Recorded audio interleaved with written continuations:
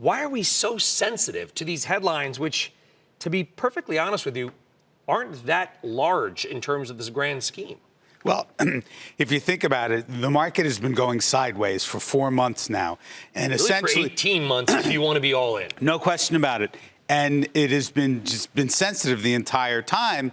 You talked about algos earlier in the program, but really very much sensitive to every single parsed word. But what we found out over the last 4 days that we weren't sure about is that President Trump wants a deal. Okay, that's what Thursday and Friday were all about. But there's two parties to the deal. There's no question about it.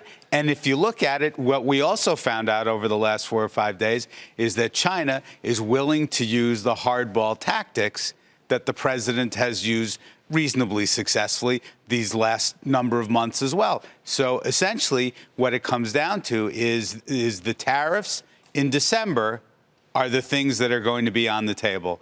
And the new round. The new round. Yes. The new round, which was not on the table, not discussed at all. Because I want to be clear for our audience, because, by the way, trying to keep track of this is about as easy as trying to keep track of Brexit, which is to say, not easy.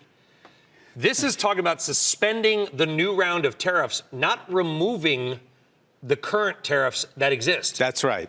That would be the big bump for the market, would it not? If Trump said, I'm going to eliminate the tariffs as a sign of goodwill.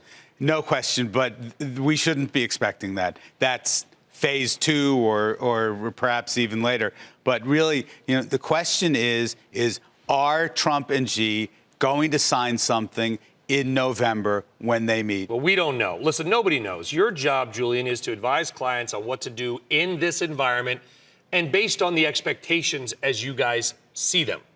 So what do we do in this environment based on the expectations as you guys see them? We remain very, very patient. Again, sideways trading range. For us, bull markets do not end with the kind of actual pessimism that we've seen in recent weeks. The percent of bulls is at basically multi-year lows.